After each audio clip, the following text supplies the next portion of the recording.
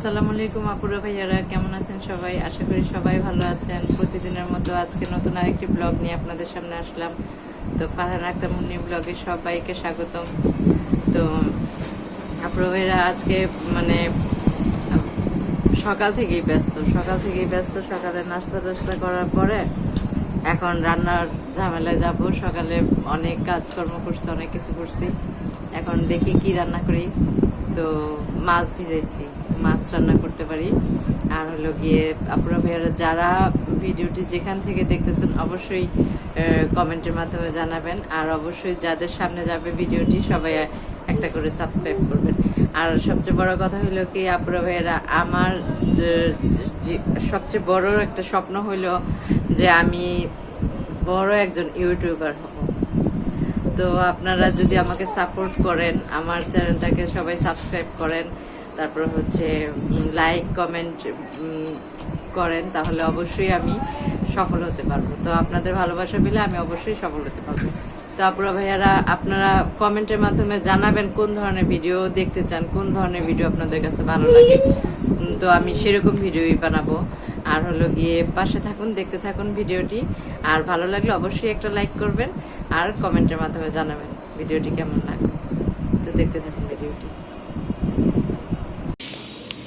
আজকে রান্না করব হলো আমি এই যে বেগুন কাটছি, বেগুন কেটে বেছে ধুয়ে রাখছি সুন্দর করে, পানিতে ভিজিয়ে রাখছিলাম অনেকক্ষণ। আপনারাও পানিতে ভিজিয়ে রাখবেন বেগুন, কারণ বেগুনে অনেক সময় হয় কি পোকা থাকে, পোকাটা ভিতরে দেখা যায় না। পানিতে ভিজিয়ে রাখলে তো তখন পোকাটা ভাইসা ওঠে। তো আল্লাহর মতো আমার বেগুনে কোনো পোকা ছিল না, বেগুনটা ভালো ছিল।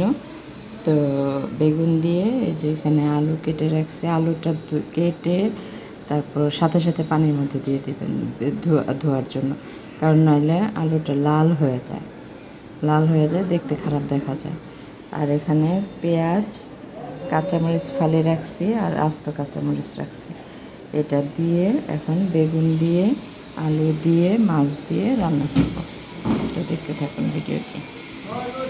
আমার এখানে এই যে কড়াই বসাইছি, কড়াইয়ের মধ্যে রান্না করার জন্য তেল দিছি, তেলটা গরম হয়ে গেছে। এখন পেঁয়াজ দিয়ে আদা দিয়ে এটাকে আগে ভাজা করব, তারপর আপনাদের দেখাইতেছি মশলা টশলা দিয়ে, তারপর দেখাইতেছি। তারপরে এখানে আমার কি বলে আদার ফাঁকিটা দিচ্ছি আর হচ্ছে রসুনের পেস্ট দিচ্ছি, দিয়ে এটাকে ভালোভাবে কষায় হালকা একটু পানি দিয়ে নিচ্ছি। হালকা একটু পানি দিচ্ছি যেন তলানি একটু না লেগে যায়, এই জন্য হালকা পানি দেওয়া হয়েছে। এখন এখানে আমি এখন করে সব মশলা দিয়ে দিব। দেখেন আপনারা, এখানে আমি মরিচের গুঁড়া, হলুদের গুঁড়া, ধনিয়ার গুঁড়া দিয়ে নিচ্ছি।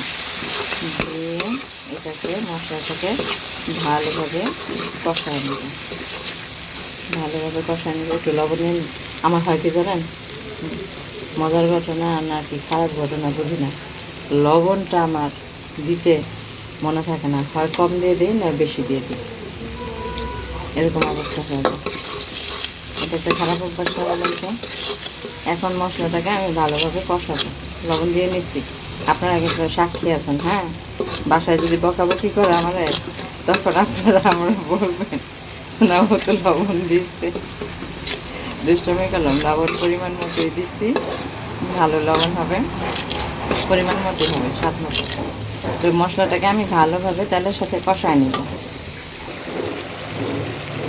দেখুন কাপড়া ভাইরা, এই যে আমার মশলাটা সুন্দর করে কষানো হয়ে গেছে, এই যে উপরে তেল ছেড়ে দিচ্ছে।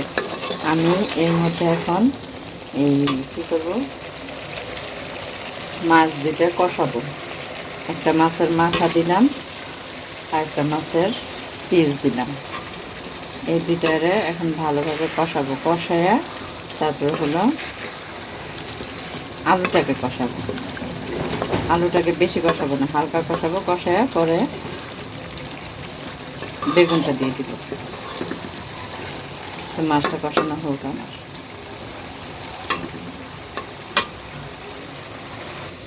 আমি মাছটা তুলে নিয়ে নিছি, এখন আমি আলুটা দিয়ে দিলাম। আলুটা দিয়ে আলুটাকে একটু কষাবো, হালকা কষাবো, বেশি না। ওর সাথে কয়েকটা কাঁচামরিচ ফালি দিয়ে দিই না, কাঁচামরিচ ফালিটা দিলে হবে কি কাঁচামরিচের ঝালটা একটু ছড়বে আর কিছু কাঁচামরিচ আমি আস্ত রাখবো, বেশি না, 3টা দিলাম। এটা কষুক, যখন কষানো হয়ে যাবে একটু ঢাকা দিয়ে দিব।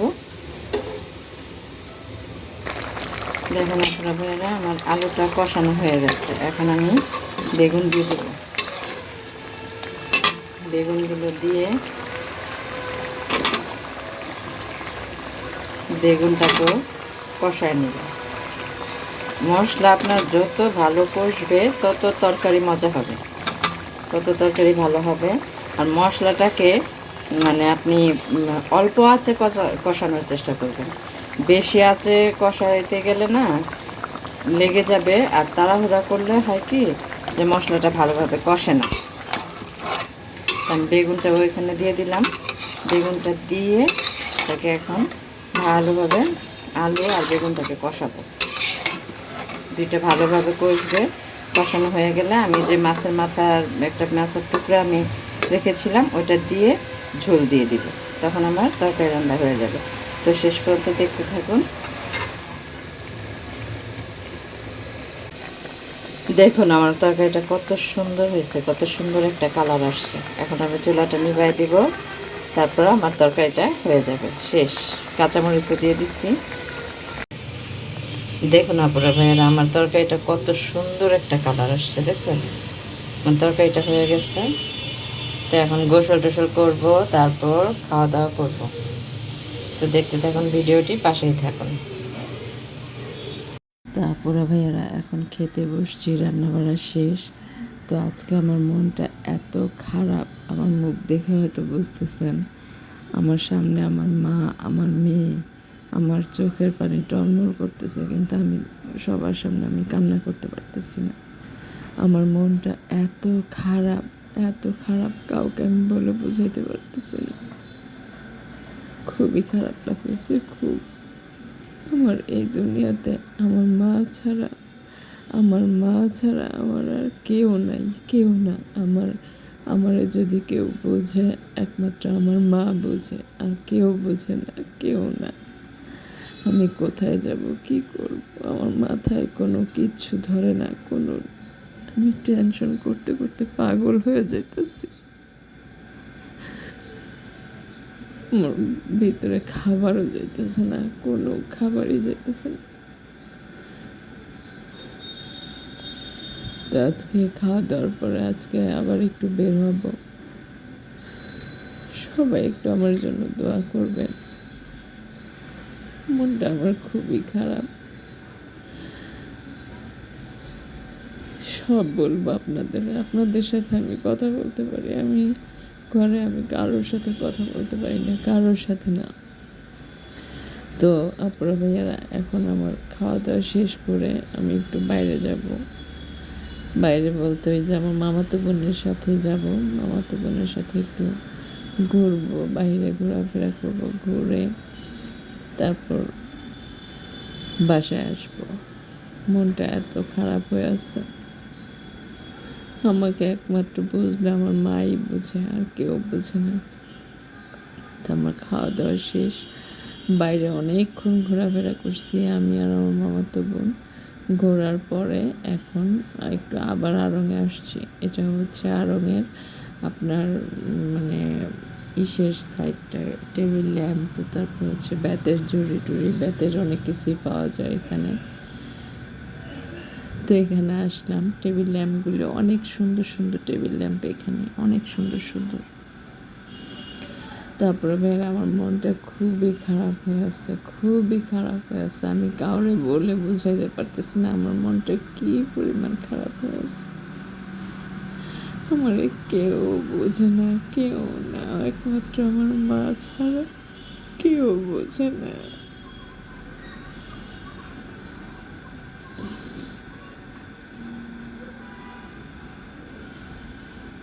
বাইরে এসেও শান্তি পেতেছিলাম, মনের মধ্যে কোনো শান্তি নেই, কোনোভাবেই না। কত সুন্দর সুন্দর জিনিস দেখেছি, তারপরেও মনটারে কোনোভাবেই ভালো করতে পারতেছি না, কোনোভাবেই না। চোখের পানি আটকে ধরে রাখতে পারতেছি না। তো আপনারা ভাইয়ারা সবাই ভালো থাকবেন, সুস্থ থাকবেন, নিজেদের প্রতি খেয়াল রাখবেন। আমার ভিডিওটি ভালো লাগলে অবশ্যই কমেন্টের মাধ্যমে জানাবেন, আর একটা লাইক করে যাবেন সবাই। আর যারা ভিডিওটি দেখবেন সবাই একটা করে সাবস্ক্রাইব করবেন, সবাই একটা করে সাবস্ক্রাইব করবেন। আর সবাই আমাকে একটু সাপোর্ট করে আমার পাশে থাকবেন। আল্লাহ হাফেজ।